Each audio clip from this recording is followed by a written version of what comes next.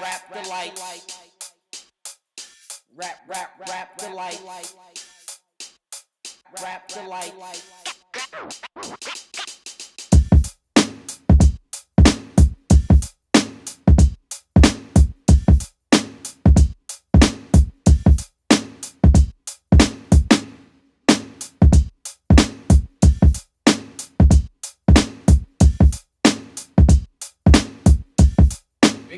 Big time. All right. Welcome to the Rap Delites podcast. I am Batts. That is T-Ske1. That is Miss Smith. Hey, and y'all. welcoming into the fold, Miss Chrissy Mac. Everybody give a round of applause. Hey. Chrissy Mac. Chrissy's like, thank you. Shout out to Chrissy Mac. Thank you. Shout out to Chrissy Mac. You know what I mean? So, we're back. How was everybody's hot girl summer? You do not get the right to say that out loud to us. How was everybody's hot girl summer? We had no hot girl summer. You didn't have a hot girl summer? No. I saw you this summer. You might have saw me, but it wasn't a hot girl summer. All kind of ratchet hot girl stuff. I saw you. When did you see? You know, bro, I'm not even going to play into this. You're not going to take me there. Not this season. No, you're not. Yeah. No, he's not. What about you, T-Ske1? How was your hot girl summer? I did not go to Disney World. You didn't go to Disney World? I didn't go away. I didn't do nothing. You didn't go away. You didn't do anything. Nothing? You hung out here. I've been here. I've been here every fucking weekend. eating that motherfucker's food. So that counts. Yeah, that counts as something. Even when there was nobody here, I was at this motherfucker getting a meal. There's nothing. We feed everybody. I was eating. I mean, that's what we do. You know what I mean? Up in this piece. And pissing off your guests. Yeah.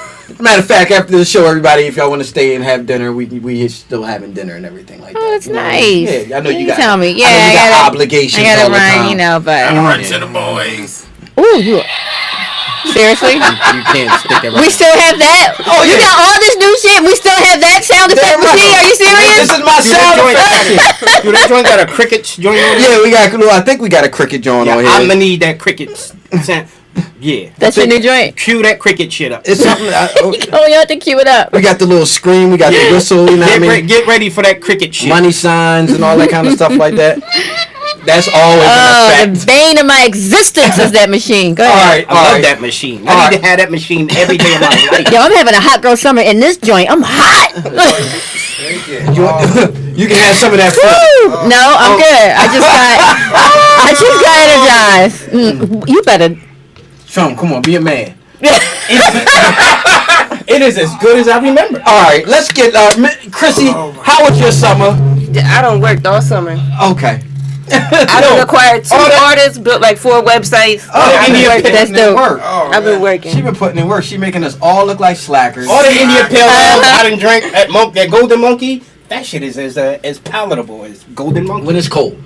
It's cold. It's pretty cold. Yeah, it's pretty cold. As long as it's cold, you can. Would anybody like to partake? Would anybody like to ask how was my summer? Yeah. I guess. Everybody all Yes, together. exactly. How was your summer, Var? I had a good summer. Barbecued every weekend. I can vouch for that. The little boy is running around. He's a full grown toddler now and everything like that. Yeah. I mean, keeping everybody abreast on the Rap Delites podcast by putting up the artist of the week. Yeah. Really? Okay. Shout out to everybody that's been watching the artist of the week. Yeah, and shout out to you. Yeah. Shout out to you for liking, sharing, commenting, and helping us That's support right. Rap I think Delites. And not just as an entity is what we doing, but y'all are part of this shit too. Yeah, like I think the last show that we put up, I think it was like 7,000 views or something like that. So I mean, that's cool. You know what I mean? That's cool. Thanks to y'all. What is going on? That's what me? is she doing? I'm sorry. Here I go. Miss Smith. All right. All right, let's get into the shit. Since we had a long summer off, we're going to go into a little background of what everybody's been checking out this summer. So we're going to shoot over here to my man T-Ske1. And what you been checking out this summer? I've been listening to my man, a friend of ours, Ray Fogues. Ray Fogues is working on his album.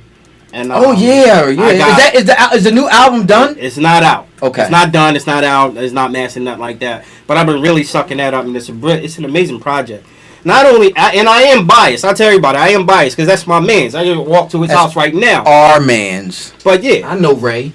Yeah, see that one-upper shit. You can never have your time. You can never. See that one-upper shit. I ain't one-upping you. You trying to cut me out the deal like I don't know it. Yeah. We all grew up with. I know rappers. He said, "This is my artist." I know rappers.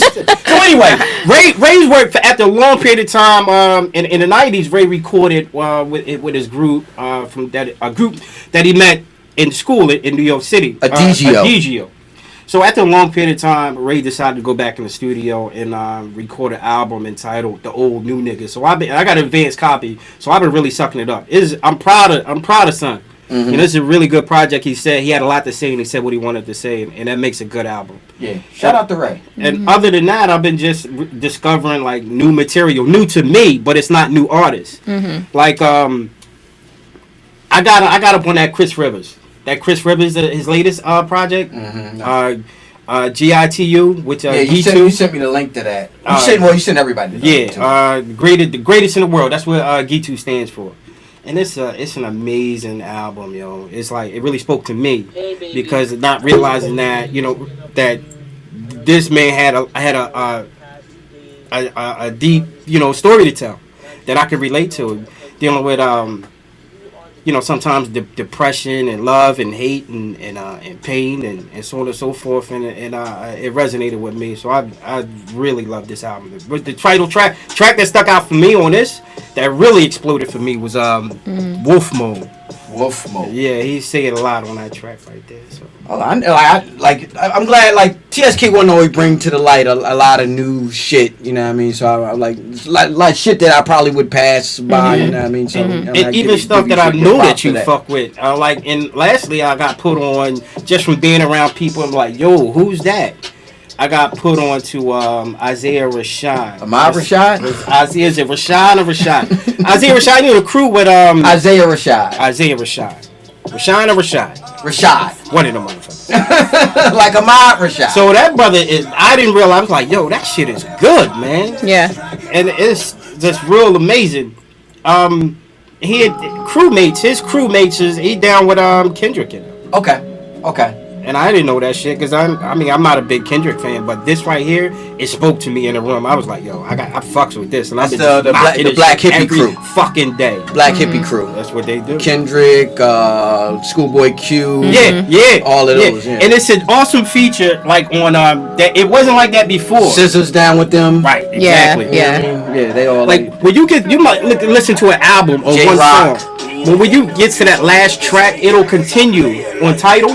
It'll continue like on some Pandora shit. Like it'll go like radio mode, but it'll play the top 5 or 6, 7, 10 comparable artists, and they'll just alternate. Mm-hmm. And that's how I've been just discovering like other and new artists, man. It's really. That's what that feature is there for, you know what I mean? Yeah. To roll you over into other, just like how YouTube, you watch YouTube videos. It'll do the same, It'll do the same thing. Like you watch a bunch of cat videos and then you just keep giving you cat videos and dog videos and parrots and all that shit. I'm digging this shit, man. It showed me something, that it's a myth that hip hop is dead. Oh yeah, it's a fucking myth. It's cats out there that's rhyming. Yeah, but you don't hear them on the fucking radio. And these new artists. Mm-hmm. So the culprit is the fucking radio and the fucking corporations that control how music is heard. Teach Jesse. So we're saying we've heard that hip hop is dead due to like these new artists have like their flow and the difference in. Well, they just got pushed up on the radio. You know what I mean? Well, yeah, we know that, but to say hip hop is dead though. This is nothing new. No, it's not. I've heard it, but I've never actually believed it. Delved into, dived into it and said, why are they saying that? I mean, it's not. Well, that's it's actually you got your ear the culture. To the street. With the thing that all these this mumble rap movement and that's this mumble rap thing right. And real MCs not liking or raising the flag to go against mumble rap. Mm-hmm. Even mumble rappers who have been dubbed as mumble rappers coming out to say real MCs don't appreciate what they do. Mm-hmm. Older MCs and the pioneers, etc., don't appreciate what they do. That they older MCs should be sucking their jock for what they doing, which is fucking absurd. We covered that on one of those episodes. I was missing in action that day. I remember I had a lot to say. Yeah. No, I get it. But that's that notion came to me like, yo, it's really young cats out here that's rhyming. Right. Yeah, absolutely. So we're gonna shoot over here to my sister, Miss Smith. What you been listening to, Miss Smith? I know what you been listening to. I ain't even got. What you think I've been listening? I don't even want to ask you. We're not even going to ask you. But I've been listening to nothing really new. I mean, I've just been listening to like a roundabout of things. You know. No, I haven't been listening to that. And that song irks me to no end. So we're gonna ask you to cut that off right now. Oh, that sounds a mess. Nah, that's not me. That's not me. That's what you be rocking? Nope, that's not. Didn't I just say that's not me? I've been listening to. You might just be me and Modest. Oh, you might rock with that. No, Modesty's not in my forte. I've been listening to a little bit of Rhapsody. A lot of Rhapsody. The new album is fire. Why now? Why listen to Rhapsody now? What do you mean why now? Because I remember last season, I would raise Rhapsody name a lot. They get no spark. No, I said spark. Rhapsody was hot. Tierra Whack was hot. I named a lot of when we had a conversation about female MCs and the way that they dress, and I said if Rhapsody, I even said this to you. I said if Rhapsody was dressed provocatively, do you think she would get more airplay? Probably would. We talked about that. Yeah, so I definitely present Rhapsody. Was insane. It might have been. I don't know, but no. I'm sorry. Continue. A lot of Rhapsody. Dreamville for sure. You know, I love me some J. Cole. Dreamville has been hot. It's been heavy rotation, and just a little bit of the youngsters that's been out. The baby. The baby. D-A baby, not the baby with little baby. No. The baby, little Tekka, you know, a couple of these little new cats, but that's been it. That's it? Yep, that's about it. That's all? The baby? Yep. Sam into the baby, right? That's right. He pretty dope. Yeah, Sam into the baby. You wasn't at first though, Sam. Nah, he ain't fuck with it. I didn't like his name. Yeah. His name. I'm not messing with him. He called the baby. But when you listen, he kind of puts you like, yeah, kind of in, yeah, Hey Vic, what you see that thing 50 Cent said to somebody about trap music? Watch out, it's catchy. That it is. I would definitely diddle that. Yeah. Who was saying that too? I forget.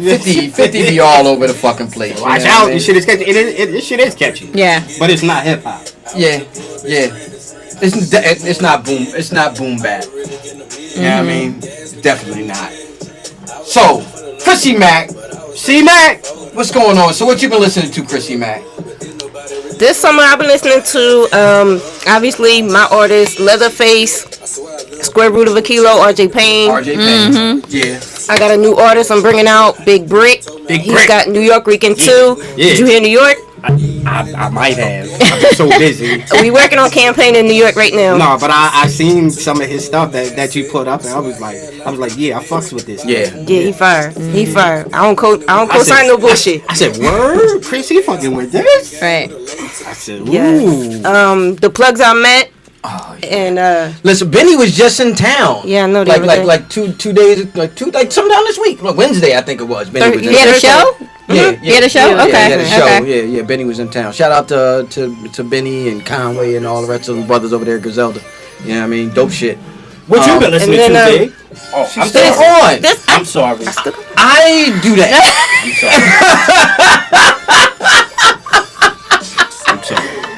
I mean, overstepping is Mr. Harvard. Come on over here today. Sunglasses. He playing detective. He's asking the questions here, Mr. right? Harvard over there, busting in. Sheesh. Calm down. Let Chrissy Mac talk. Overzealous much?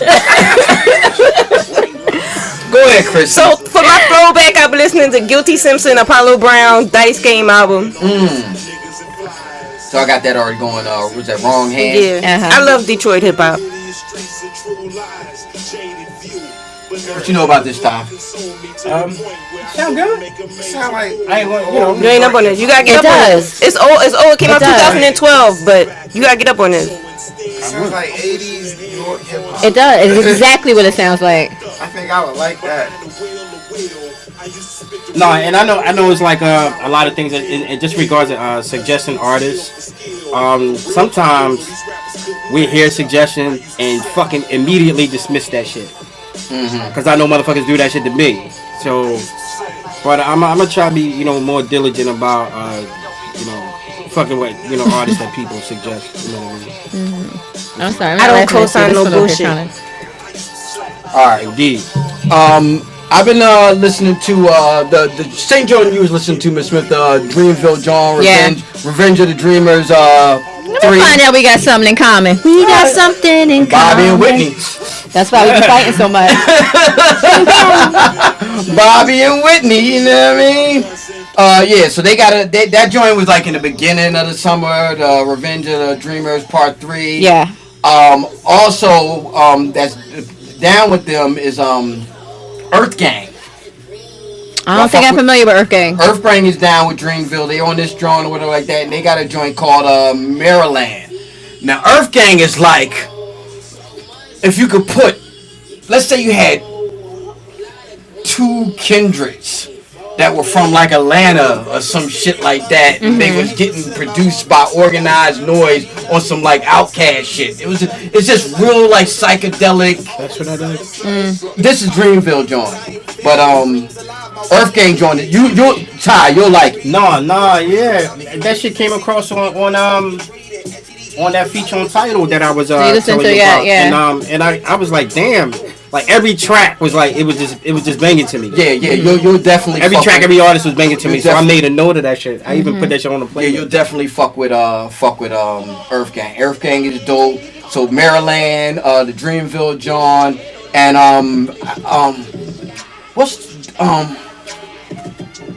YBN Cordae. One to watch. Yeah. I fuck with Young Boy. Yep. I fuck with Young Boy. Yep. The album, The Lost Boy, dope album. If you get a chance to check out all 3 of those albums, is dope. He's on a couple R&B tracks too. Yeah. YMB Cartier is dope. I fuck with him. I actually saw him on. I saw him a bunch of different times when he did the freestyle on Flex. He also did a freestyle. What was that? He was one to watch on what's that cipher they do? Was that the Freshman John? Yeah. He was on there as well. What your cup say, yo? So true. But so if y'all can check out those Johns, you know what I mean, it's dope as shit. We're gonna take a little break. We'll be right back with more Rap Delites, Chrissy Mac, Miss Smith, Tsk1. He's such a character, right? What happened? God, I'm gonna get that. Yo, he gonna be slipping one day, and I'm gonna grab that thing. Grab what?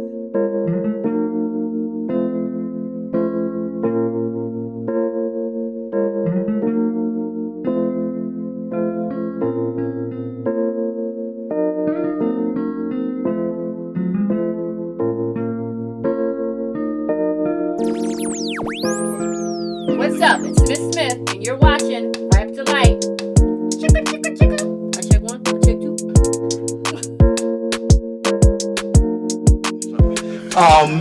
Do anybody want to start off? I'll start off. All right, Miss Smith. We're gonna shoot over here to Miss Smith so she can start off. We're gonna talk about this Jay-Z NFL thing. So I guess my take on it was people were up in arms because, first of all, they invited a bunch of journalists and I guess just people in the industry to come and sit in and listen to, this initiative that he had going on with the NFL, right? Mm-hmm.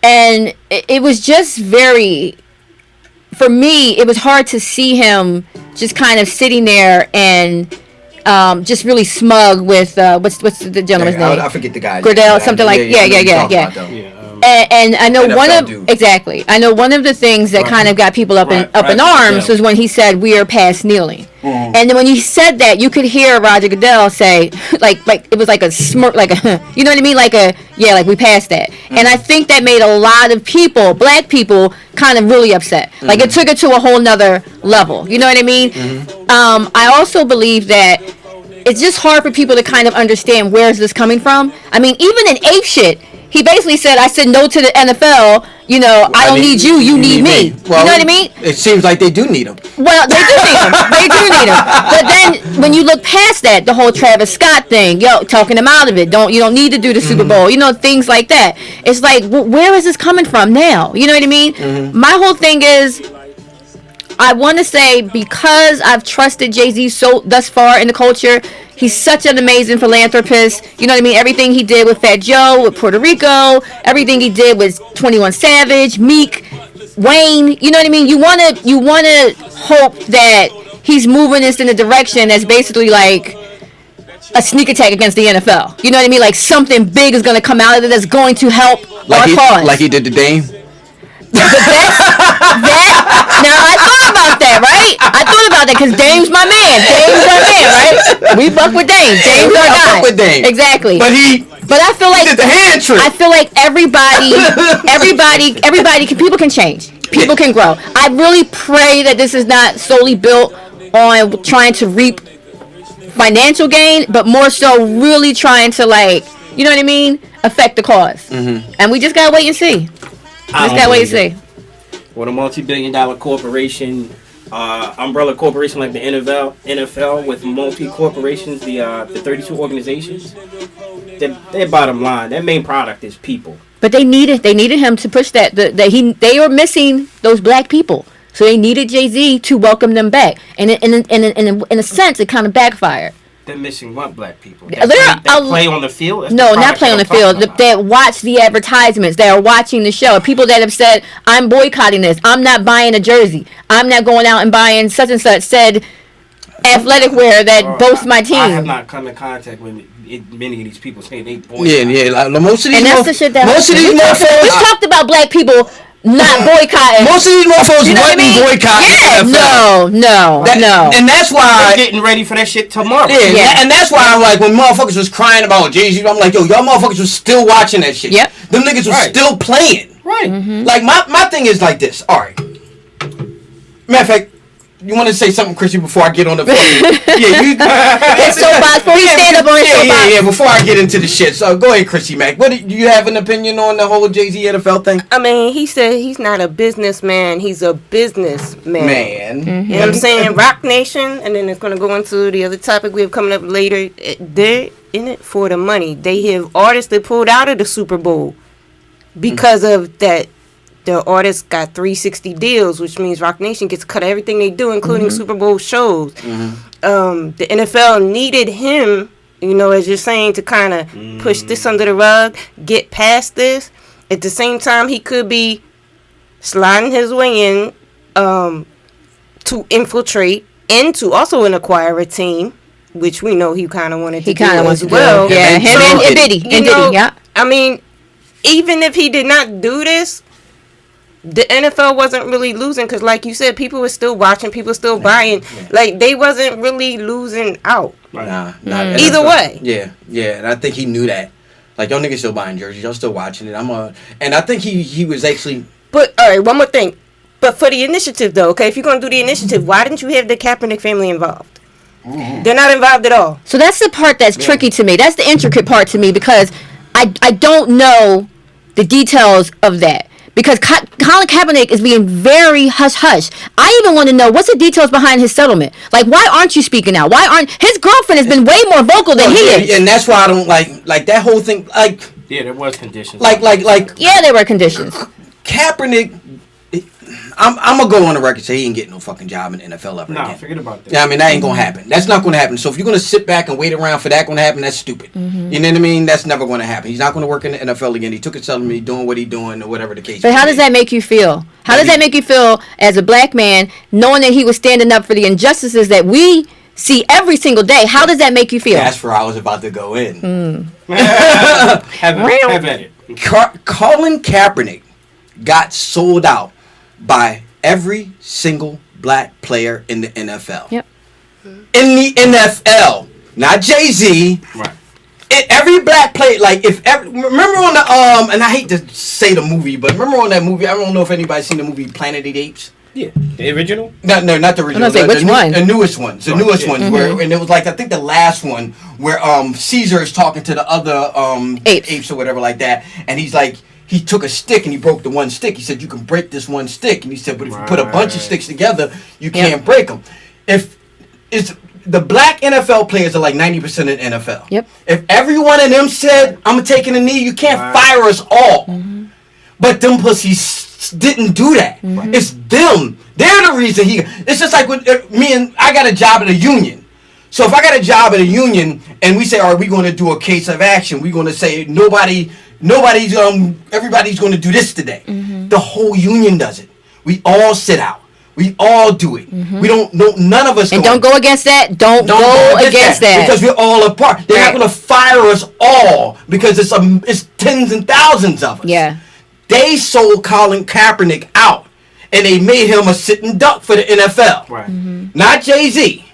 Now he's fired. He's out the picture. He's not getting his job back. The NFL dudes are still playing. All the black athletes are still playing. They still got a job. They're still working for the NFL. All the black people that was watching the NFL, they're still watching the NFL. Yeah.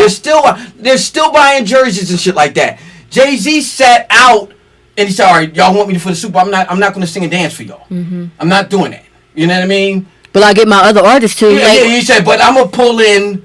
Y'all gonna have to give me a sweeter deal." In order for me, and then on top of that, so this is about money. Yeah. This ain't about black people. Yeah, so listen, y'all gonna have to give me a sweeter deal, and on top of that, I need y'all to throw some coins out here for this cause if we're gonna do that. You know what I mean? And he basically made. Here she go. I don't know what you're talking about. He basically made a power move for himself inside of that movement, and Colin Kaepernick doesn't have anything to do with that. Or Colin Kaepernick isn't even talking out for himself. Right. You know what I mean? So he's not going to, you know what I mean? We're going to do couple with his girlfriend. I remember when it went down, the settlement came out. There was a clause. I don't know exactly what it was, but you're right. It does raise a question of curiosity that he's so hush-hush. Okay, we get it. Yeah. That was part of it. You signed on the dotted. You took the money, blah, blah. That's what you got to do. But like when this first came out, I gotta admit, I was not up on it. I mean, I'm aware of it, but most of all I got was the blowback. Yeah. You know. Yeah. People singing this, people singing that. But the gist of it is basically it's about money. Yeah. And he had like a bunch of interviews, but I can tell you right now, Jay-Z's not no statesman. He's not a guy that sit around inside fucking what are those? Huh? Nothing. I'm sorry. Go ahead. He's not the kind of guy that sit up there and press interviews and do rollouts and stuff like that. Even when he did the title rollout, it was a shit show. Yeah, well. You know what I mean? It just didn't look good. You know what I mean? He's not that kind of dude. And I really think he should stop doing it. Just maneuver. Be a businessman. Every businessman don't need to be in front of a microphone rolling out his businesses. So are you guys all in agreement that Jay-Z is doing this solely for money? And it has never been about helping or moving the cause along. I don't think it's solely for money. I mean, but I think it's a little bit of both. It's a little bit of both. He's going to get his coin. It's something else. He's going to get his fucking coin. He's doing all this. Yeah, he's going to get his. He's going to get his motherfucking coin. He got an agenda. It ain't just. I know it's an agenda. You just Is it wrong to make money? It's not wrong, but not off of the backs of people who have been killed and who are suffering behind what this whole thing started off as. You know what I mean? Not on that. No, I don't. Because at the end of it, I feel like it's blood money. I really do. Well, that money's supposed to be going back. Back. When can is there like any but back to what? Now we don't. Do we have percentages of do we even know what the NFL has said that they were going to contribute? I don't know exactly. Yearly, do we even have numbers for that? Like any detail. Yeah, I think exactly. We don't know nothing. It's like hundreds. Like I think one organization got like 400,000. Another organization like in Chicago got 400,000. So it's rolling out. It's money going to different things or whatever like that. It's just even hard to speak about. Everything is so just loose. Yeah, you know what I mean? We never know exactly. Exactly. But I know that everybody that's signed to Roc Nation. Every artist, which includes Rhapsody, Megan Thee Stallion, Jada Kiss, all of these artists are going to be tied into this whole NFL thing. Roc Nation is like the new fucking Rush Management now. You know what I mean? It's like he got anybody who's anybody or whatever like that going on there. They got Benny too. Yeah, he got Benny. He got So he signed him up for that, and that goes into the next topic. And are we done with the NFL thing? Yeah, I just wanted to get everybody's take on what it was. Like I'm still holding out hope. Yeah. I'm still holding out hope that there's some type of sneak attack and Jay is going to. You know what I mean? Another thing is, I think he's trying because he's in those meetings now. He's in those meetings and he's sitting down. Maybe he's trying to get a better view of this whole NFL thing, the same way he did a better view with the record companies before he started Tidal. Yeah. Because I know Diddy wants to go into the fucking to the football and But did he still want to do that? Because I thought Diddy fell back with the whole Colin Kaepernick thing. That's what I'm saying. That's what I'm saying. So if you but you got to see how that works. Okay. See, the thing with the ownerships, you don't just buy a team. Yeah. It's a team. It's a league of owners. Yeah. That they have to approve that you might have all the coin in the world to be able to purchase one, but if the league of owners and the commissioner of the league does not okay you, it's some fucking mob shit. Yeah. They gotta okay you to purchase a team. But we don't know if they're gonna be trying to do a shit. LeVar Ball is talking about starting his own league. LeVar Ball is. I fuck with LeVar Ball. I fuck with his head. I don't fuck with him. I fuck with him business. Yeah, he is a great. He has a great business mind. I will say that. But he is a character and a clown. But he was actually talking about making his own league outside of kids that don't necessarily come from high school and don't want to go to college. Mm-hmm. You know what I mean? And being like a liaison between high school and like a minor league. Now, if Jay-Z's trying to get an idea of what the NFL, how the inner workings are, and him and Diddy and Dre and guys like LeVar Ball can get another league, like a Negro league. You know what I mean? Did he just say Negro league? A Negro league. But don't you think that would be looked upon in this day and age? Like, we can't do that. Yeah, Why not? They did it already. Why not? Have they? I gotta get up on that. This is the Negro League hat. How old is that? This is back in the day before we got. I know that was back in the day. That was before there became laws. Before white people let us play. Yeah, exactly. That's before we black people pushed for laws for inclusivity. To say we need you to join. Ain't no black people push for inclusivity. That's a fucking smoke. Inclusivity. That's passivity. Yeah. We'll let you in as long as you just shut the fuck up. Yeah. Jackie Robinson. We gotta kill some of your leaders first. I believe that. So that might be a thing. Mm-hmm. Then we give you civil rights. I'll be down for that. I'd be down for that. Yeah. We're gonna start our own league and get like Jay-Z's already doing the what's that with the NBA when you got your what do they call that? Come on, T-Ske one. When you got a manager, agency, yeah, sports agency. Mm-hmm. There you go. Mm-hmm. He's already doing a sports agency thing with the NFL and the NBA. Yeah, they changed that shit. They did? Yes, or they're changing it. That's the whole what you call it law. It was with Chris Paul. What's his name? Is it Chris Paul? LeBron James is LeBron's management. Is it Chris Paul? Not Chris Paul. I'm saying the basketball guy. Just like accountants and lawyers have to go through pass the bar and get a CPA. They saying that you gotta get your degree. And those who become agents to represent someone's career, that they now have to have some form of a certification. Ain't that some But they're saying it based on the fact of LeBron's manager. What is his name? You guys know him. He is big time now. No, we don't. They're calling it the Prince Paul rule or something like that. Not Prince Paul. I can't think of this guy's name.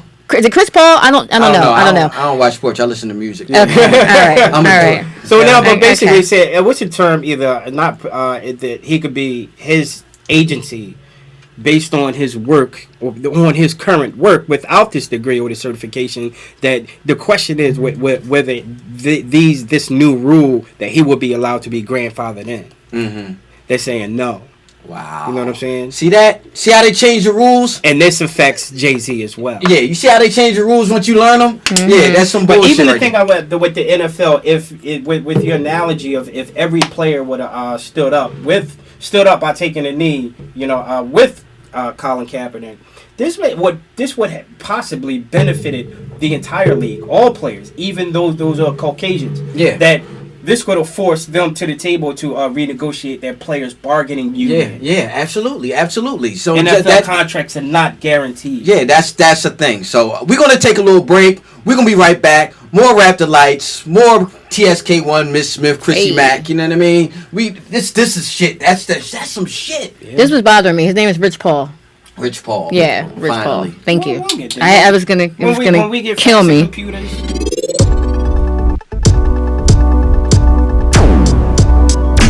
I'm T-Ske1, and this is Rap Delites.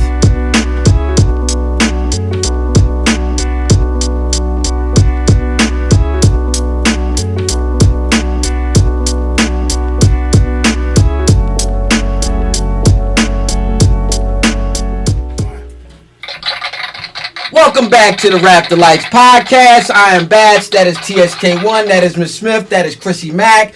Hot Girl Summer. Megan Thee Stallion has had an awesome summer. She has. You know what I mean? Awesome summer. First introduced to us by Miss Smith. Hey. Shout out to Miss Smith for y'all jewels. Introducing the whole Rap Delites crew to Megan Thee Stallion. Me paying my dues. Where's she from? She from Texas? Yeah, Houston, Texas. You know what I mean? She been shaking and gyrating all over the screens of everybody's YouTube and Instagram. You know what I mean? Looking gorgeous. You know what I mean? Doing a thing. She's in the anime too. She does like little anime cosplay and all that kind of stuff like that. She seemed cool. But she just signed to a management deal with Roc Nation, Jay-Z, Roc Nation. Give it up for Roc Nation for signing every single solitary artist that's out there. World fucking Because that's a good name. I mean, who doesn't want to be under Roc Nation? You're not going to come to me. Global fucking domination. Yeah, I mean, they're like a conglomerate now. You know what I mean? But who else is there really to go with? Yeah, you know what I mean? New York, L.A. Exactly. No, I'm saying when you hear the name, supposed to do it though. Who's his biggest? Supposed to do it. Who's his biggest competitor? Who's Roc Nation's biggest competitor? In management? Yeah. I don't know. They're doing it bigger. Remember when Violator was a big management company? Yeah. You know what I mean? Before that, like you mentioned before. Rush Management. Yeah. So I think he took a cue from Rush Management and all that kind of stuff like that, and Violator. So I'm gonna get these big acts under my wing and everything like that. Right. So he just signed Megan Thee Stallion, and Prince J, if everybody doesn't know who Prince J is the CEO of Rap-A-Lot Records, notorious boogeyman of hip hop. Crazy. Well, that's such a boogeyman. Well, people are scared of him.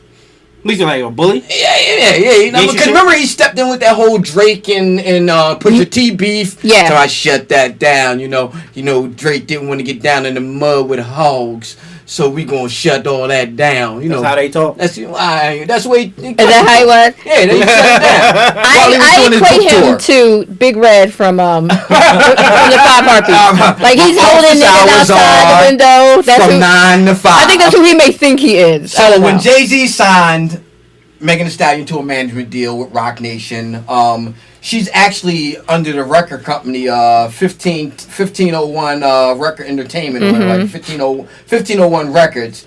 And Prince J put out a tweet, and he's saying the music business is a business filled with sharks and cutthroat people.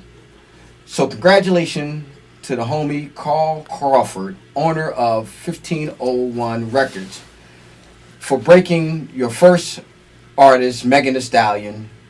Carl is from my hood, better known as Fifth Ward, and I'm proud to be his new partner moving forward.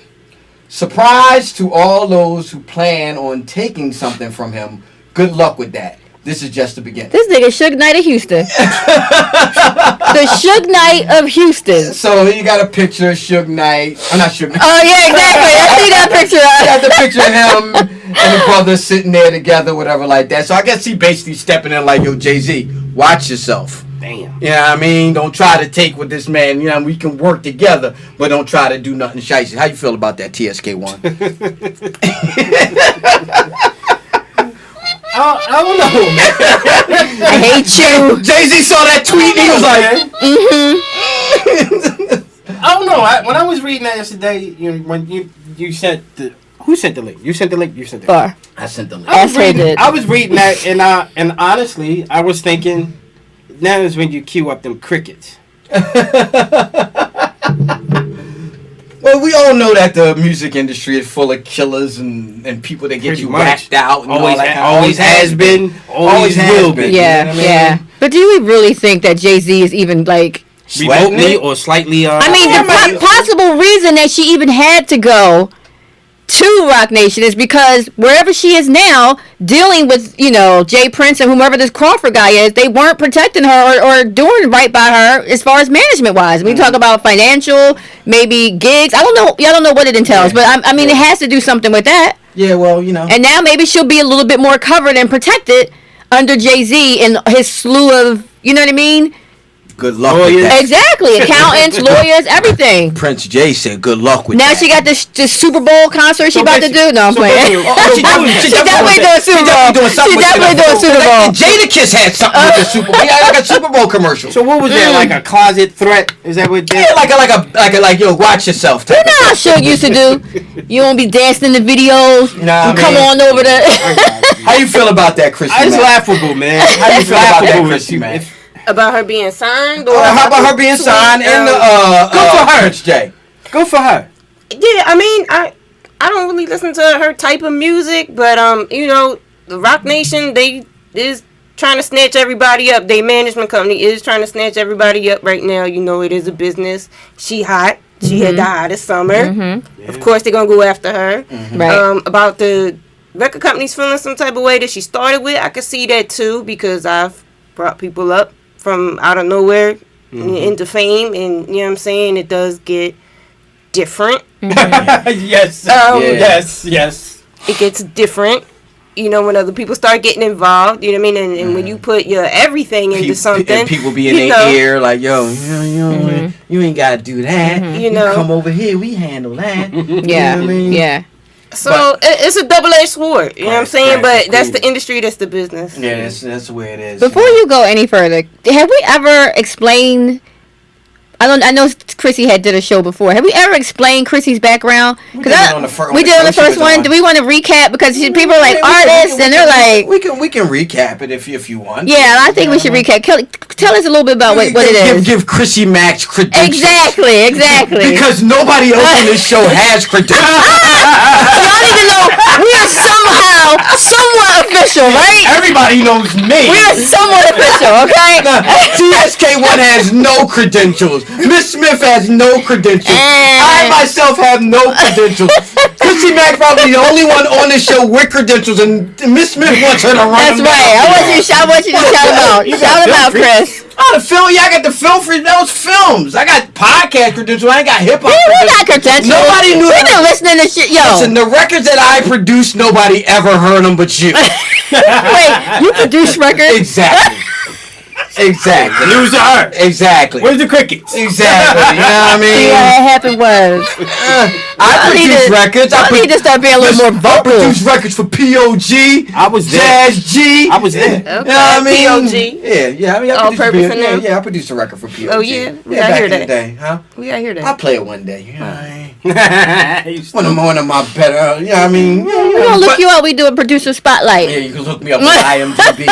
I know a lot of producers. You have a segment like that. Oh, that'd be great, I know right? a lot of hot producers too. They would love to get on here. Do you want to give your whole thing? Okay, I'm Chrissy Mac. I work in the music industry. I went to school for music business, and I got my hands in a little bit of everything. Right now, I'm part of RJ Payne's team, EIMG.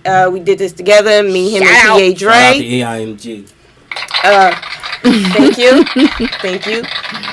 I also manage 2 other artists I just picked up, Big Brick, Corporal AK.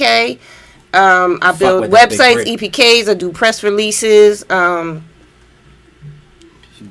dope. That's dope. Round of applause for Chris. Good job. Yeah. More credentials than anybody else on this podcast. Hey. I have my own website too, EIMGmedia.com. You can hit me on there. Yeah. Buy a website, get a website built and everything like that. Yeah, because ain't nothing like selling your own music. Oh, yeah. You don't got to wait for payments quarterly. Everybody Get them right then and there. Everybody Throw it out there. Everybody ain't getting signed to Roc Nation, you know what I mean? You got to build up. You got to build your shit up. All right, so, okay. Satisfied? I am. All right, Thank all you. right. So, yeah, so that's the whole... Shout, my girl. That's right. So that's the whole Megan Thee Stallion, J Prince, Roc Nation thing. Shout out to Megan Thee Stallion for whatever you're doing. Keep on doing it. It's fucking working. You know what I mean? How much time we got over there, Tim? We only had 10. Okay, let's get into the shits. Did I cut off? Let's get into the shits. Yeah. I know Miss Smith is over there itching and scratching to get into this Lord Jamar thing. Man. Lord Jamar, Listen. who has been lighting the internet on fire for like the last year. He been fucking he been like... Yeah. For like like last year. Genghis Khan. Yeah. So he was on a whole thing with this whole, Eminem thing. Him not fucking with Eminem. Yeah. Eminem being a guest in the culture and everything like that. I agree with him, by the way. And me and T.S.K. had our opinion on that. I don't know what your opinion was on him and the Eminem thing. I don't listen to Eminem. I don't listen to Eminem, so it didn't really. Nobody here listens to It didn't Eminem. really Except for Sam. And Sam's the guy behind the camera, so he a nerd. And that's why he stays behind the camera. That's why he stays behind the camera, because he's a nerd. That's why he stays. Work with the equipment, nerd. but none of us listen to Eminem. You know what I mean? So for what Lord Jamar said about Eminem, it rings true to us. We don't hear him when we go out. Yeah. We don't play him. You know what I mean? That doesn't stop him from being a great artist. And I always equate it to this: if Eminem's throwing a concert in Philadelphia on a Friday night, he's throwing a concert on a Friday night. Eminem and Nice and Smooth were throwing a concert on the same Friday night. Eminem could out-rap, battle-rap, Nice and Smooth, both of them, any old day of the week. Oh, yeah. But I'm going to the Nice and Smooth concert. Right. Because I'm fucking with Nice and Smooth. Because I'm going to have a good fucking time. Yeah. You got the hits. They going to be having fucking fun. They going to bring everybody out. It's going to be a dope fucking time. Right. That's the way I equate it. Right. That doesn't mean that they rap better than him in the battle and all that shit. That doesn't mean that. Mm-hmm. You know what I mean? That means that as far as that's concerned, as far as the culture is concerned, they bring me a more cultural significance. Yeah. That's just me. Mm-hmm. All right. So Lord Jamar was on a podcast, and they asked him some different questions here and there, whatever like that, and then they asked him about different female MCs that he's into, and he basically said that he respects female MCs in the culture. They can rhyme and stuff like that, but he didn't listen to female MCs because it doesn't resonate with him. There's nothing wrong with that. So we're gonna shoot. We're gonna shoot over here to Miss Smith. How did you feel about the statement that Lord Jamar said? So I'm going to read a couple of his statements, okay? He said, he can't resonate with what a female is rapping about. No problem with that, right? Mm-hmm. When I go to a club, I'm not putting on my lipstick.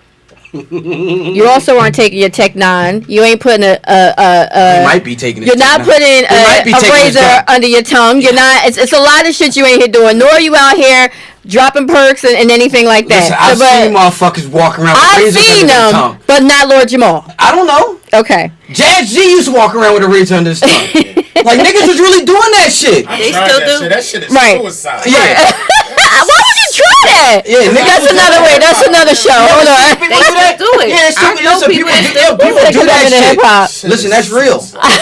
I wouldn't do it, but niggas are doing that. All right. So he says he could listen to Lauryn Hill because she was more R&B, and he could listen to MC Lyte only because she was more of a tomboy. Okay. Now, listen. I'm good with what he's saying. I don't want to hear my dude walking down the street rapping to Megan Thee Stallion. That just is not. That's not a good look.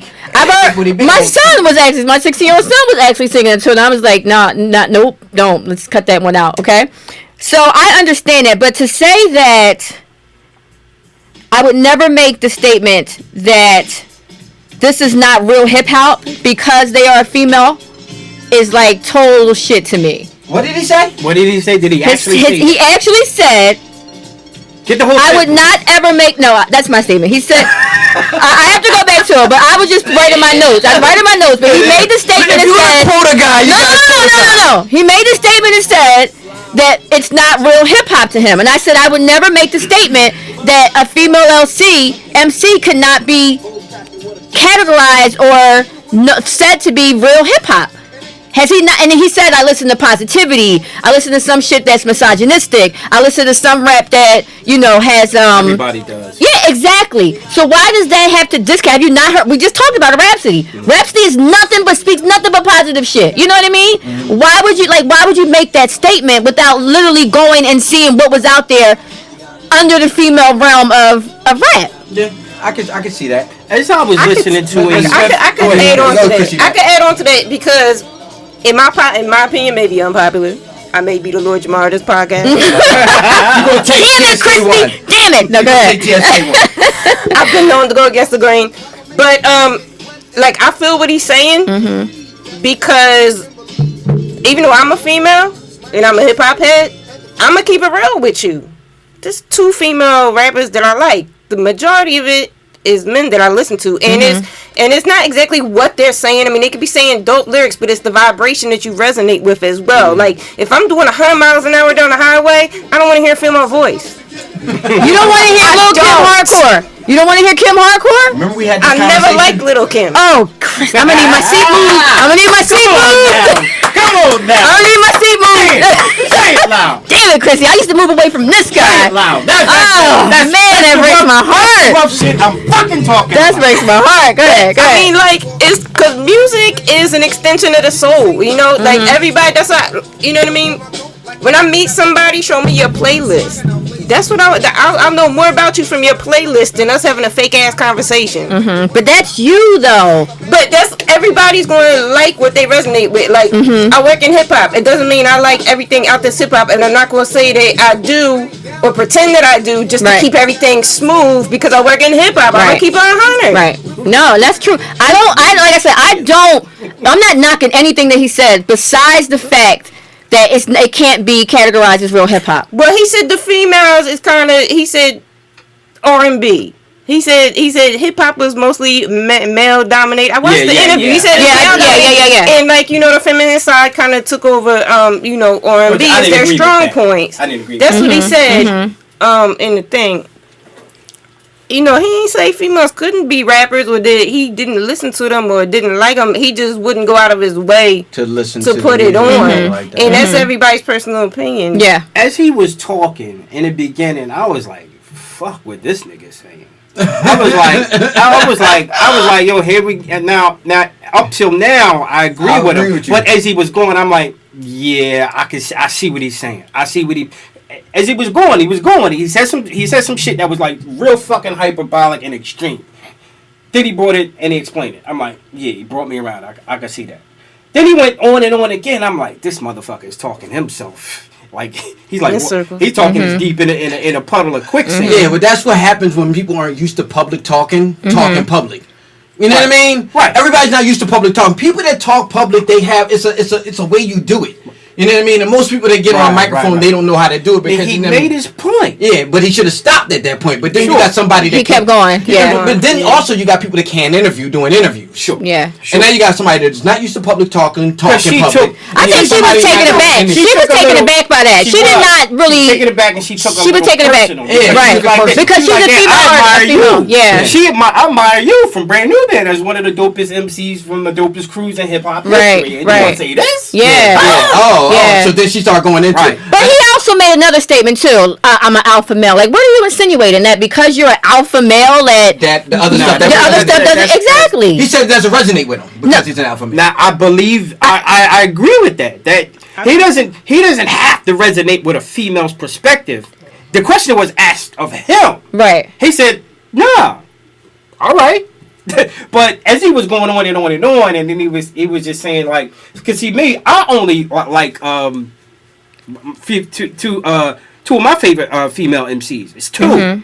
I don't do top 5, top 10s, none of that shit. It's Lauryn Hill. Who else? If and when I did, it's Lauryn Hill. Lauryn Hill or Moni Love. That's it. That's it. Oh, mine is Roxanne Shante. Mine is Roxanne. I love Roxanne. Shante and Rod Digger. Yeah, Rod is a good one. He actually mentioned Rod Digger in it too. Okay, if Rod was asking a question, or and she might say the same thing. Twitter, I think it was, and she was like, nah, fuck that. And she basically didn't co-sign or come against Lord Jamar's because she wasn't going to do it. Right. My thing is, and we had this conversation before about female MCs and female MCs in music, whatever like that. We was talking about like Little Kim hardcore, and I didn't drive around playing hardcore. Right. I like Kim for what she was doing. You know what I mean? But I didn't necessarily play. And it's a thing like it's a plenty of female women MCs that I know can rhyme and they're dope at rhyming, but I didn't have theirs. Like Bahamadia, rhyme her ass off. One of the dopest female MCs, the dopest female MCs out of Philadelphia. That's what Rhapsody reminds me. I love and one of the like dopest female MCs out of the game. You know what I mean? But how many of us personally owned her album? I did. You owned it? I did. I still got the tape. Did you own it, T-Ske? No, I didn't. Did you own it? That's what I'm saying. You know what I mean? That's what I'm saying. So I owned Eve's first album. Mm-hmm. I didn't get the Scorpion. No, I didn't get that one. I had the first one, but I didn't get that one. Exactly. Mm-hmm. You know what I mean? And when you start running down female MC's discography and then aligning it to what you own, his shit starts to ring true. Yeah. Early Queen Latifah though. Early Queen Latifah.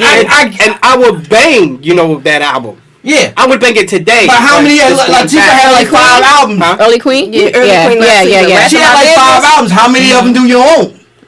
I got one. I own the first one.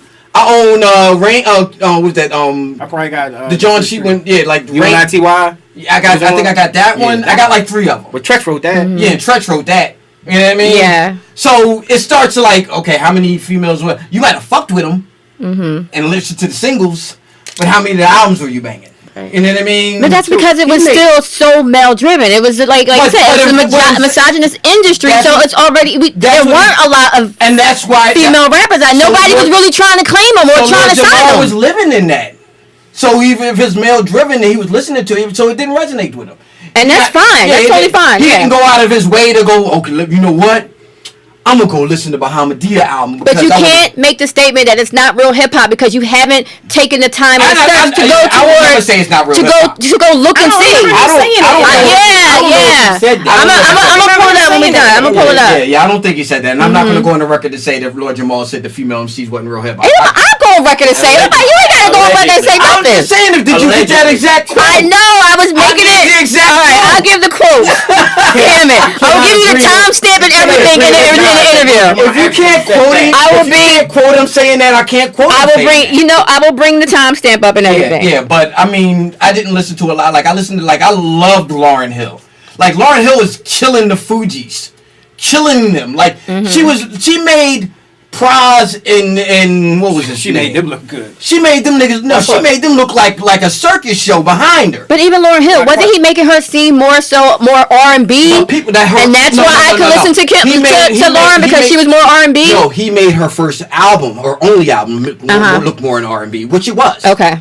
That Lauryn Hill album is a lot of R&B. It's like Lost Ones, and then she raps on like maybe 2 or 3 songs. Right. But that doesn't stop her from being a dope MC because she was killing Praz, and I've heard a lot of people say she wasn't even a rapper. Wyclef, yeah. No, you remember? Have you heard that where people try to say she wasn't a rapper? Like that's ridiculous. Her lyrics, man. That's ridiculous. Lauryn Hill was one of the best MCs. Period. Yeah.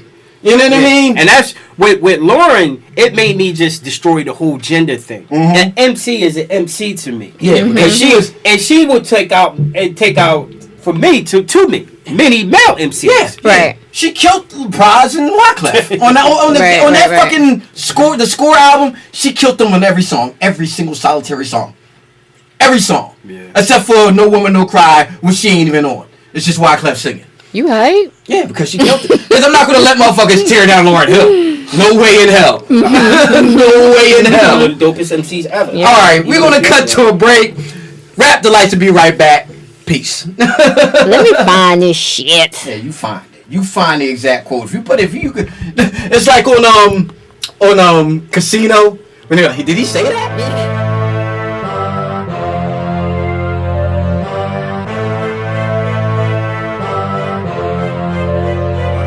I'm Batts. I'm Miss Smith.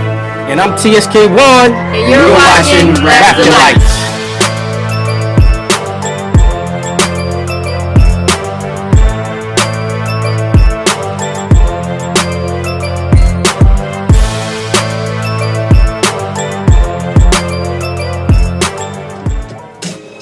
Welcome back to the Rap Delites podcast. That's T-Ske 1. That's Miss Smith. That's Chrissy Mac.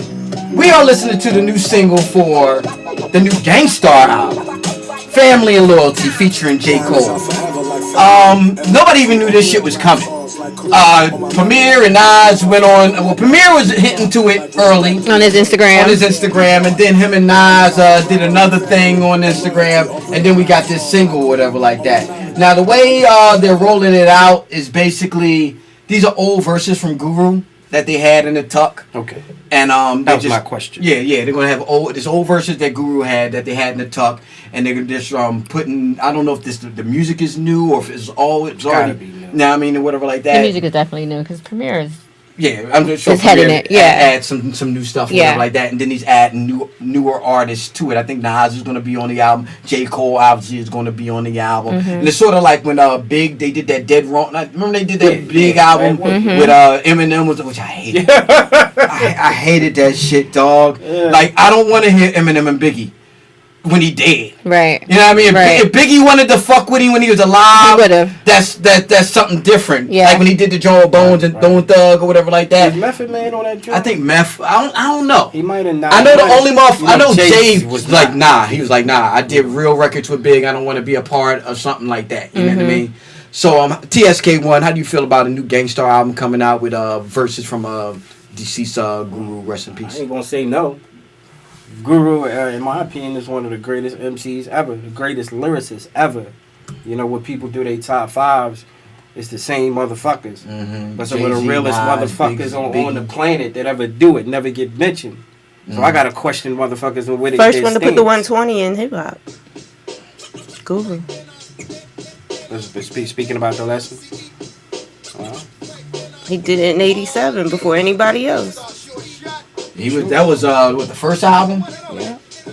So, but you know, that was shit. I ain't gonna say no. I mean, I love it. You know, if the technology is available, it's been done time and again. Yeah. So why not let's honor, like truly honor one of the greatest by you know putting this material out for motherfucking heads like me. You a head?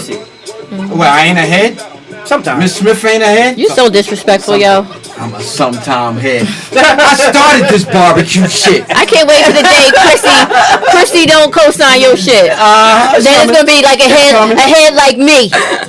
Yo, you so shady. So that's Go what ahead. you do. You just want to stand on the Yeah, side that's what we and gonna do. Miss Smith, how do you feel about a new Gangstar album coming out? Well, I'm definitely checking for it. You know, I've always supported Gangstar.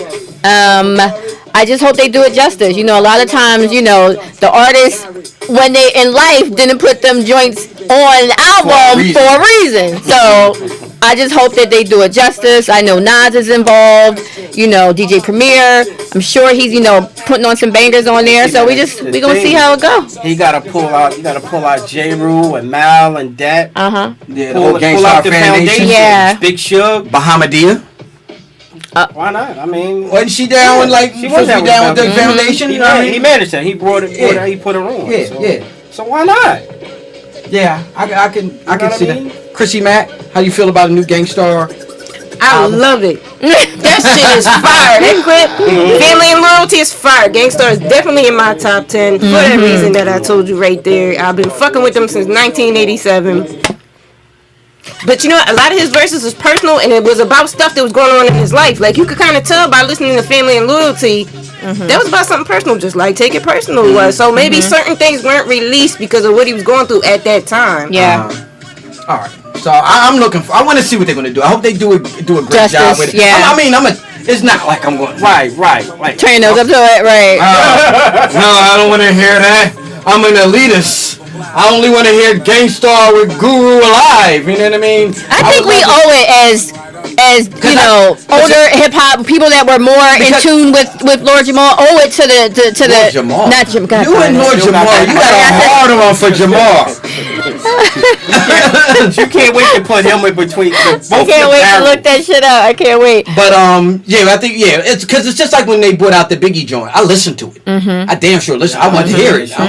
And it was a joint he had like one or two joints on there, but it was just like a hodgepodge of shit. And that's what I fear that this is going to be. But we'll see. I got a lot more faith in Premier than I got in Diddy. As far as like putting something out like that, you know what I mean? Diddy was just trying to go for a quick buck. Yeah. You know what I'm thinking? Like, oh, I got these joints. I'm gonna make some Eminem. You know what I mean? It was just like, I can't say like if I see Eminem on this album, I'm not fucking. Let me ask you a question. Did Premier and Guru make amends before he died? I don't know. I don't think they did, and I don't know. I know there was a lot of things going on. I don't know the nuts and bolts of it. I remember him putting in his last will and testament that he didn't even want Premier at his funeral. See, there was a lot of things with the dude MC Solar. Yeah. Okay. And Solar's from UK. Yeah. The MC Solar, whatever spell that he had, over Guru. He basically had what's the term that they use? Power of attorney. Power of attorney. Yeah. And his estate and everything. So that basically that could not have been Guru speaking for himself. Yeah, you know what I'm saying? Yeah. So I take that with a grain of salt because I know that boy MC Solar was on some shit. Okay. He was on some shit. He was on some shit. He was on some real other shit. But you know what I mean? Whatever's whatever. You know what I mean? Remember? Fucking phone. All right. So everybody is in agreement. We're looking forward to seeing the new Gang Starr album. Okay. You know what I mean? Dope as shit. You know what I mean? What about the new Kanye West album, Jesus is King? Anybody looking forward to that? Tskae 1. Not really. I'm kind of leery on that because I don't want to hear no Trump shit. I swear to God, I might go looking for him. I don't want to hear Not no. really, but I mean, Kanye West. Hearing that as annoying as that motherfucker can be, and he can be fucking annoying. Even still listening to his shit, he take you with some like this motherfucker is just shit is genius level. As far as on the entertainment value. So yes, I'm curious to hear what that shit is like. You know what I mean? It should be fucking operatic and theatrical and shit, and you know, heavily conceptual. So yeah, I'm curious to hear to see what that shit is gonna be about. Miss Smith, Now we gonna listen. We ain't gonna front. So this summer, I had the pleasure of going to you went to that Sunday service? Questlove. No. Oh. No, I'm not going to that. I got my own damn I ain't church. going back to it. I got my own church. I had the pleasure of going to a screening for Questlove is starting to do these type of kind of, I want to say documentaries. Oh, didn't you invite us to that? Yes, I did. Yo, y'all, last time. You gotta send it in the mass text. Like I don't like. Sometimes I don't get my gram shit. You know what I mean? So sometimes you gotta send it in the mass text. We really doing that right now? Yeah, we do. I'm just saying. Wrong. Can I see your thing? No.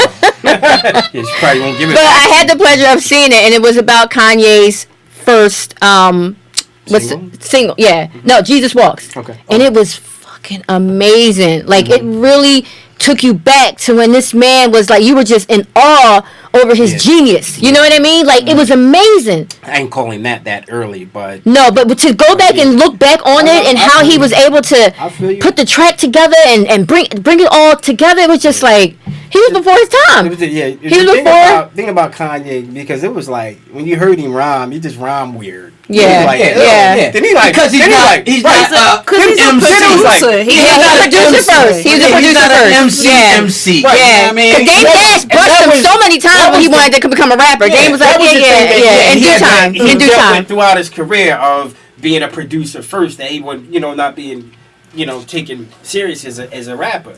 But after hearing that first fucking album, we was with Brian. We was rolling out with Brian. Brian, shout out to my man, Brian. Then family man. Just listening to that. Hey, Brian. Yeah. Brian used to hang out with us when he was backsliding. Oh, okay. All right, we'll talk about that later. Before he found Christ, he used to hang out with me and Ty. That's my best friend. Yeah, I mean, before he found Christ, he hearing hang that out shit, with I was like, any thought or opinion that I preconceived notion or opinion that I might have had prior to listening to that album, I had to shut the fuck up because I was like, wow. Yeah. Fuck up, don't say shit. And he still delivers. Don't get me wrong. I know, that's what I'm saying. He still delivers. I just don't. It's almost like what Lord Jamar said. Me going back to Lord Jamar. It's almost like what he says. Like, I need you to be saying some shit that resonates with me. Like, I am not a Trump supporter, and I hate everything about that. Do you think this is going to be a Trump album? I don't think it's going to be a Trump album, but I don't even want to listen to something that's going to... It's called Jesus is King. No. I don't even want to listen to anything that's going to show support. I don't even want to hear a line. I don't want to hear anything. I haven't even heard I don't even listen, because it's all on the album. How do you counter it if you don't absorb what's being said? Well, of course I'm going to listen to it. I'm going to listen to it, but I'm really fearful. I'm telling you, his whole collaboration with Trump, being in the Oval, all that shit just sickened me, and I can't even it literally almost turned me off from him. Like, wait till you watch Fox Network. I can't do none of that. I'm a big political buff. I can't get into that stuff. But Chrissy Mac, how do you feel about this new Kanye West album that's coming out? Jesus is King. I'm not super excited about it because I miss old Kanye. That's what everybody. But I was a super Kanye fan though. Like number one, the production is what got me because he was producing before he even put out his own stuff. So I already knew who he was. And then when he did put out his own stuff, their first album was a College Dropout. Yep. Man, I loved that album. I played it over and over. A lot of them songs I resonated with. And then even the second one, Late Registration. Yeah, that one too. You know, I know after his mother passed, you know, he kind of went off the deep end, but he puts he was struggling with what's going on, like his demons and his soul is in his music, and it's always interesting to listen to see like where he at with it. Yep, I agree. This was that shit, though. This was my shit too. That was one thing I just had to hear that joint. All right, now I think that. Remember, he's doing this whole Sunday service thing where he's got Apple and Gwyneth Paltrow in the audience talking about Christ and everything like that. And I think this is all a part of the whole rollout for this album. All a part of that. That's all a part of the rollout for this album. You know what I mean? And I think it's going to be like almost gospel-esque. You know what I mean? Gospel-esque in its approach, you know what I mean? I remember something that Jay-Z said about Kanye West a long time ago. It was in an interview, and y'all can actually Google this and look for it. I'm not going to put it on the show. He was saying that Kanye West, he's like, you ever used to watch, back in the day, you used to watch the cowboy and Indian movies, right? And in the cowboy and Indian movies, the cowboys would send like a scout over the mountains to see where the Indians were and see what they were doing or whatever. So they would send a scout out, and then he would come back with like arrows in his hat and stuff like that. Right. He said Kanye West is like that for music. He puts it something. He dares to go where nobody else is going to go, so you can see what works or not. You know what I mean? And then people will see Kanye West's successes, Trailblazer, and see his failures, and then tailor their music in accordance to that. You know what I mean? He did that with what was that name of that fucking album? Heart, y'all come on. The one after that. 808 and Heartbreaks. Oh yeah, 808 and Heartbreaks. Nuts. I didn't fuck with that. I gave that album away. No, he had one track. One track on there that fucking just was that. That was. And all his albums subsequently after that was the same way. My Beautiful Dark Twisted Life, all that kind of. That was the one that was like, you know. That's what I'm saying. Like, what is he talking about? That's what I'm saying. But he puts production wise and the theatrics of it, not to cut you. That's what it's like. It's still there. Yeah. But this is on some extra shit that I can't listen to this. Nobody's going to be able to listen to it except for motherfucker. I think that only people that are going to be listening to these Kanye West albums are people that are actually producing albums, and they're able to take from little bits and pieces from his albums and create new sounds. You know what I mean? And create new sounds. Like that 808 and Heartbreaks is now what you got, the Travis Scotts and all of these other motherfuckers like that. That comes from that. You know what I mean? So that's what I think he's like. He's futuristic, and he's not like what motherfuckers is. And it ain't. I'm not bullshitting. Like I think that what he's testing the waters for other motherfuckers with these new albums. Now I don't think it's going to be anything about Trump in this fucking album. I think it's going to be a whole like Jesus, religious, like a religious experience, like like he's become. Like Jesus Walks. Yeah. But it's like 10 Jesus Walks on one album. You know what I mean? It's all. And you just in terms of the scope of production, like real introspective. I can bear witness to what you just said in regards to people have followed him, sonically, in regards to their production. Exactly. Because you hear a lot of newer music, it's not, like what harkens back in the days to like jams. You know what I mean? It's people really doing these tell-all, these heartfelt, really introspective, well thought out conceptual songs to these vibrant beats. And that shit is fucking dope. And that shit makes a whole lot of sense. Yeah, so I think that's where it's gonna go, you know what I mean? Where we at, Sam? We good. Got 5 minutes. Okay, so so that's where I think Kanye West is going to be going with that new album. I don't think it's going to be. I think that's it's going to be gospel-esque, gospel-esque hip hop. That's 808. Yeah, gospel-esque hip hop, and sonically, motherfuckers going to take bits and pieces, Drake's gonna take bits and pieces. Right. Travis Scott's gonna take bits and pieces. All of these guys are gonna take bits and pieces of what he's doing, and they're gonna make better albums than this album. This You is know my what I mean? shit. Yeah. All right. We're gonna cut to a break. We'll be right back with Artist of the Week and then some really juicy shit. You know what I mean? Rap Delites. Rap Delites.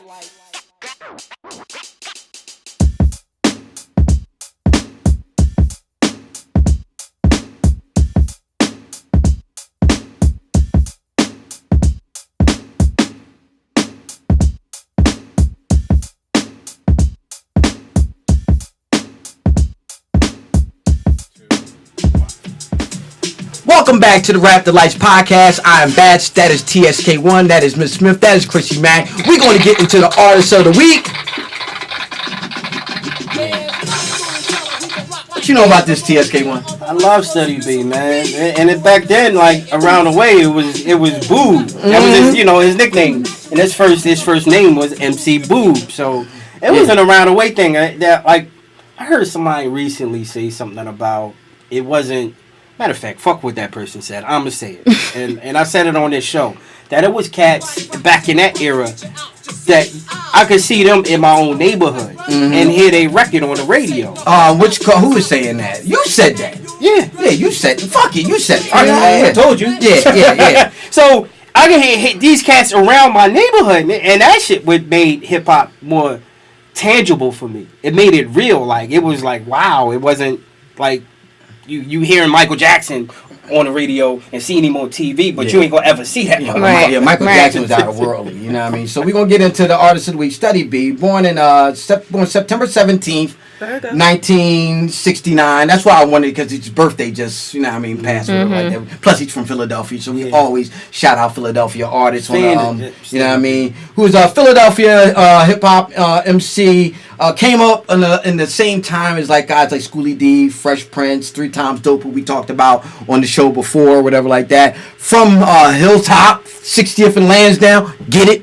You know what I mean? Up there in the hill, you know what I mean? That, which isn't actually not too far from where we're at now. I'm really high up on the hill though. I'm like, yeah. You know what I mean?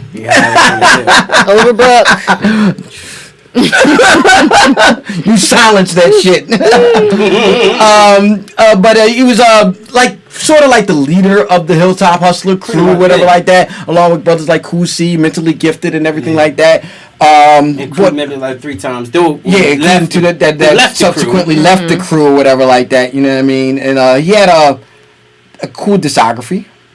He had not to mention his younger cousins. Oh, the youngsters. The youngsters, You know what I mean? He had Bring That Beat Back, What's My Name, Let the Hustlers Play, Going Steady. Which was his greatest. Going Steady was my shit. Chuck Nice produced Let the Hustlers Play. And then he had the group CB, Counting Endless Banks, with Cool C, and Ease. Which was Get the point. That was Get the point. CEB was the acronym was what? Counting Endless Banks? Yeah, Counting But it Endless was Banks. their names as well. It was Yeah, Cool C, Ultimate yeah. Ease, and Steady B. Did you get the point? Yeah, that was a dope greatest fucking song ever, yo. What, Use Me? This shit right here, man. Oh man, I had to. Well, Ty's already been gushing. Miss Smith, how did you feel about Steady B? I was young, but I loved everybody from Philly. I was a big Philly fan, Cool C, Steady B, but I liked all his songs, but my favorite, because I was a young girl, was Do You Want to Go Steady? Do You Want to Go Steady? Because you wanted a steady boyfriend. Oh my god, I love that song. That was when he went. The video was so dope. The video was high. I love that song. I didn't fuck with that song, but I was a young girl. Yeah, but no, this is definitely Just Do. He's turning 50, right? Mm-hmm. So yeah, shout out to Steady B. Chrissy Mac, how did you feel about the brother Steady B from Philadelphia? Oh, I love Philly hip hop. Yeah, I remember Sirius. I'm quite young too, but I remember Sirius record. That was the shit right there, yo. Yeah. That's when it was official. The Assassinate album, Let the Hustlers Play, it was like, wow, man, we made it. Yeah. Philly made it. This shit right here is so to BDP. The fact that he got that cosign though was so awesome for me, because this was like official now. Yeah. Cause New York, you know, Philly be looking for New York cosigns all the time and all that kind of shit like that. But and the video was awesome. They was doing the dance and they had the little cartoon montage in and out of the video and everything like that. KRS-One was in the video. He produced the track and everything like that. No, he remixed. This is a remix. This is a remix. And they were doing the dancing and shit. And he was kind of chubby. They were doing that. But he was still doing the dances and shit. The Charleston or the Kid and Play? Charleston. So yeah, I fucked with that. I fucked with Sirius. Sirius is what got me, because that was like when videos became hot. Like hip hop videos. Yeah, hip hop videos became hot, and with Sirius was like the first. That was the first time I heard him because it was the first I saw the video. My uncles and them, my uncles and them, they really wasn't playing Steady B because he was like, I guess he was younger. They was getting older, and so they was still into like Run DMC and Houdini. Curtis Blow. Not Curtis. Yeah, Curtis Blow. Yeah, Curtis Blow. Curtis Blow was like, but Houdini. And then but this was the new wave of niggas. So, like I remember my Uncle Carlos, he went to high school with Fresh Prince and Boo and all them like that. Cause he was I know they're suckers. Because my uncle was like a real hustler. His perspective, it didn't resonate with him. It didn't resonate with him, you know. What I mean? Yeah. So he didn't like Fresh Prince and Steady B and them because he saw them and he knew they wasn't real dudes from the streets or what. Not that they were doing street shit, right? But my uncle wasn't talking that shit. Yeah. But my uncle was talking that shit and living it. He wasn't talking; he was living it. So they didn't. He didn't fuck with them. Like he fucked with Tough Crew. Oh yeah, he didn't fuck with them. You know what I mean? Yeah. So you know what I mean. That's it. So shout out to Steady B though. Steady B put out some dope ass shit. I love Steady B. Philadelphia loves Steady B and the Hilltop Hustlers. You know what I mean? So dope shit. And the stuff is on Tidal. Yeah. Which I'm like, you know, if you haven't got a chance to catch any Steady B shit, man, make sure you catch that shit, man. That shit is dope. You know what I mean? Come again. I was like, man, like now I could I can get my drive on it and shit properly. You know what I mean? Put use me on it, just fucking step on the gas and go fast. I love that shit, man. Now we all know that Steady ran into some trouble with the law. You know what I mean? But I'm not even going to get into that because it was a tragedy on both sides. Yeah. You know what I mean? It was a real tragedy on both sides. You know what I mean? But we're going to get into something that's happening in hip hop right now, which I like to christen to the rise and fall of Tekashi 6ix9ine. Now I don't know if you've been checking out this whole Tekashi 6ix9ine thing, whatever like that. It's a lot. Yeah, I know he's been talking. that's what we call it. Singing? He's been singing. He's like blowing like Whitney Houston. Like informant. Now, if people don't know, we're gonna just give you a little recap of it. Like Tekashi 6ix9ine, New York City hip hop rapper, whatever like that. He got a real good wave like last year before last. Now he putting out hard. Like real hard New York records, you know what I mean? Motherfuckers was like really like feeling him up there, you know what I mean? They was called 50 Cent was calling him the King of New York. I don't know if we want to co-sign 50 Cent, but you know what I mean? No. He had a joint with Nicki Minaj, Fifi. He had a joint that I particularly like, John Gummo. Did you fuck with Gummo, Sam? You ain't fuck with Gummo? Nobody ain't fuck with Gummo? Well, Gummo's a joint they got him in all this shit. The Gummo with the video got him into it. Like that, you know what I mean? But Gummo was a dope ass fucking record, though. It was. He almost sound like almost like Onyx. Just like real. That's the way his whole sound was or whatever like that. But he wasn't as lyrical as Onyx. You know what I mean? But he was on that type of wave. You know what I mean? Like real gritty, huh? I couldn't get past the tattoos in the hair. Yeah. Well, see what he was doing all that shit or like that. And from like a basic breakdown, he was trying to put his music out, and the shit wasn't resonating. That's a good word. That's the word of the day. That's the word of the day, kids. Resonate. Now, I mean, resonate. It wasn't resonating with people. So he wanted to shoot a video for the Gummo song or whatever like that. And then he pulled in the... Nine Trey. He pulled in a gang. 9 Trey. He pulled in a gang. But he was apparently a member of it. Well, he was made a member in 2017. He called in the gang. And they was like, all right, we'll be in a video or like that. And then he got with the boy, Shotty or whatever like that. And him and Shotty was like busting it up. So basically Shotty was like, all right, we can make you like, almost like, he was a member, but it was like honorary. And that's what, like a doc, you get a doctrine, like when Diddy get a doctrine at Howard or like that, he had to go get a class, you know what I mean? So they made him, and then like he was taking some of his money, what he was making, and funneling it through the gang and supplying guns and stuff like that, which basically wrapped him into a RICO thing with the gangs and everything like that, and then they locked him up, and now he's singing like a canary. Yeah, you know what I mean. So T.S.K. one, you haven't been really paying a whole lot of attention to it. I mean, I try to like just binge on YouTube footage last night into this morning. So we're going to shoot over here to Miss Smith. Yeah. So she been itching. I mean, okay, I kind of, just a little bit, y'all. Don't tear me apart, but I kind of feel bad for the kid. I kind of feel bad because I'm sure if he was able to, deal with these brothers on another level where he didn't have to be, initiated. You know what I mean? People just want their music heard. People just want to kind of be. And if he felt that there was no other channels or ways to do that, and this was his only option, you kind of feel bad that he got wrapped up into this. Now, the second part is, I don't know if you guys seen, you said you listened to a lot of past interviews where he is so freaking animated, and the shit that he discusses and says, you just be looking like, I remember when he was on the Breakfast Club. You know what I mean? Did you see the Breakfast Club joint like that? Now, he just beat a sexual assault case prior to him going into jail. Yeah. That's one thing. You know what I mean? Now you're in jail, and basically everybody's like left you. The gang, the industry, I mean, Meek. Well, the industry was going to leave him. Snoop, Fat Joe, 50 Cent, everybody just... Yeah, because he's... Here's the thing. I listened to a song today with T.I. and Tiana Taylor's brand new song, and it resonated. There was one line he said at the end of the song, and he said, the shit what's missing today is the G code. What we did back in our day was due to a lack of options. Whether you win or lose, you always abided by the code. That's not today. That is not. Ain't no code no more today. T.I. Yeah. When people talk about that code shit, that's a myth. Ain't no fucking code. Nah, some people stand by that hard. I'm sorry. Some people stand by that code. By and large. Hard. By and large. Man, you got so many people. Samuel Bull did. You got so many people. You have so many people. Many people in the federal witness protection program. No. We can name names. We can name people in the industry. You had people big that could have went to jail, and his boy stepped up.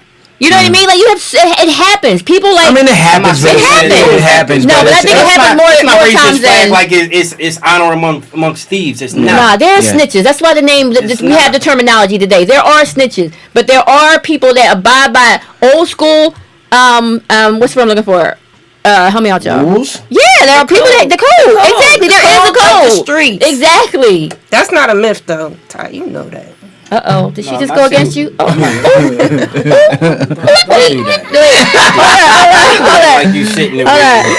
on. Let me get a picture. Go ahead. No, don't be like that. No. So, Chrissy Mac, how do you feel about this whole Tekashi 6ix9ine thing? How do I feel about it? He's a character. It was an act. It's to sell music. You crossed over into a world you ain't know nothing about. Now you wrapped up in it. And that's why you in the situation that you in. You caught up.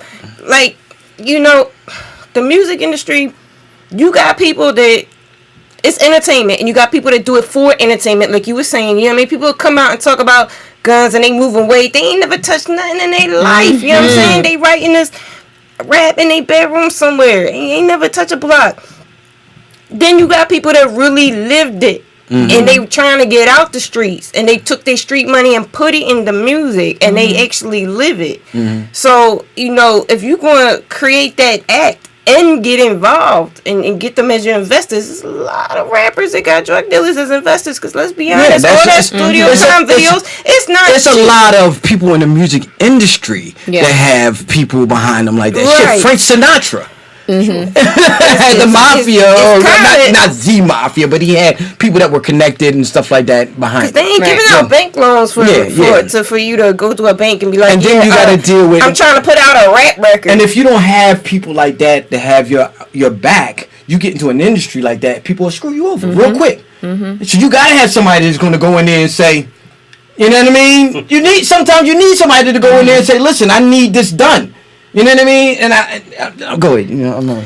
Yeah, and then you kind of need that protection behind you too as well. But you got to know what you're getting into. Yeah, you have to know what you're getting into, and you got to know what comes with that. You know what I'm saying? And that's the thing. That's what makes him a that child. come with the street life that people who've never lived it before don't understand it. Like you got to understand it before you get involved. I mean, he was just thinking cash. about. Yeah, they see cash real fast, and it's sad because you end up in a situation like this, and it's not good for him. But then you pulling in you singing on everybody. I was about to say that. What's the point? Like Jim Jones and Cardi B. I was just about to say that. It has nothing to do with this case. You know the Colonel's recipe as well. They have nothing to do with this. The internet is going crazy with memes about this dude. It's like fucking savagery, like the way he's like it's a smorgasbord memes.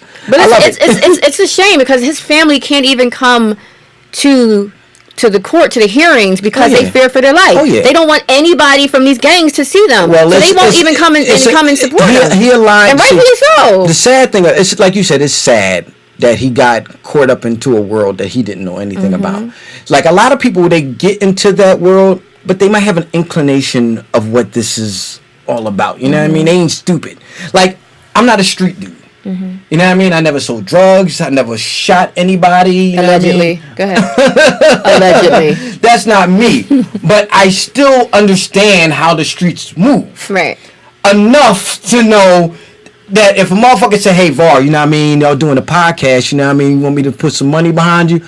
No. Because I know how you get down. If I don't come with your fucking money, you know what I mean? I'm gonna be hung out a fucking window some fucking way. I know My that. office hours are. I know that enough. The sad part about, it's sad that could be sad, not that I'm remorseful at all, is that of his naivety. That he was so naive to the degree to put himself in a position. Then with fame and money, you get drunk with that shit. Yeah. So you're not dealing with your own self. Yeah, because once shit just gets too fast, be beyond the shit that you can control. Once he got linked into them, and then the record hit. Yeah. He had the battery in his back now. Right. Now he out there really acting out. Cause now I got backing, I got money, broads, fame.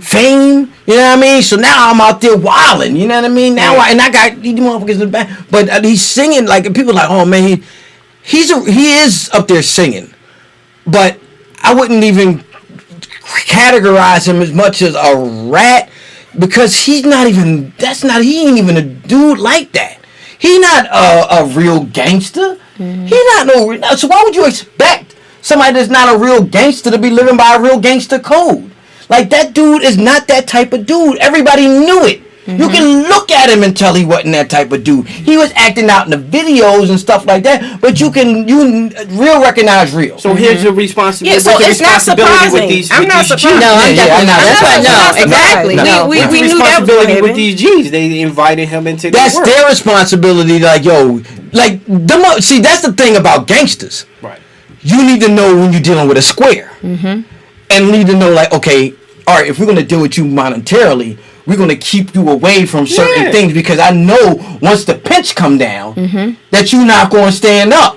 So, and that's what a lot of people in music industry did. So they might have dealt with you, but they didn't get you involved inside of inner workings because they knew that because you got to push comes to shove. So you got to keep a motherfucker like that at bay because you know that if the shit go down, he's going to squeal. So let's not even let him know nothing. You know what I mean? You don't know nothing. Just give us the cheese. It's for pizzas. And it's almost it should have been that way. It should have been that way. This young guy wouldn't even be exactly. You can't give a motherfucker like that too much information. You know what I mean? It's just like mob wives. So you know what I mean? Like a spade. Yeah, you know what I mean? Yeah. It's like mob wives. Like mafia dudes didn't give their wives too much information on the deal, and so when the cops come and sweat them down, because that would be the first person they sweat down. Yeah. She ain't got nothing to give them. You know what I mean? And that's the way I feel about this Tekashi 6 now. It's fucked up and it's sad. And I'm gonna tell like these young artists that if you're listening to this podcast or whatever like that, this is another story. The same happened with Bobby Shmurda. The same thing happened with Kodak Black. Same thing is happening with Tekashi 6ix9ine. Like, stop putting yourself into a position where the system can just come and pick you off. Y'all putting your asses out there for the law. You know what I mean? And y'all don't have to. Y'all making records. Y'all in a safe zone. Y'all don't have to do that. Y'all can, guess what? Here's a novel idea. You can talk about killing people and shooting people, but you don't have to do it. You know what I mean? You don't have to do it. You don't have to do it. Arnold Schwarzenegger never killed anybody in his life. And here come the code of the street. Yeah. If I'm talking about it, No. You don't have to do that. You don't have to do that. Let the other motherfucker Hove did that. You know what I mean? So hopefully you ain't got to go through that. You ain't got to sell drugs. Seriously, you don't have to sell drugs. You don't have to shoot nobody. You don't have to do any of them things. And you can still make banging records. And you don't have to align yourself with somebody that's doing those type of things directly. You better preach it, Bar. What?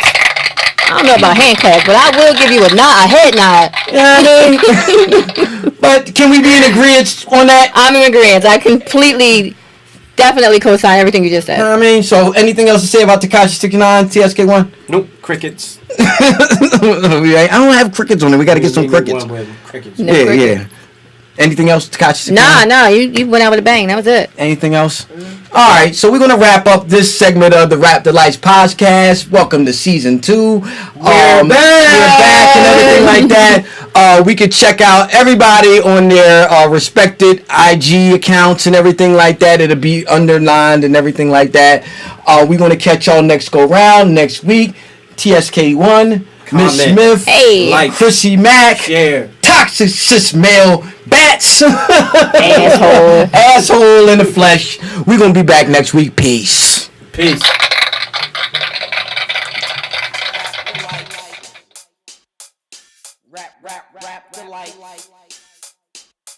Rap the light.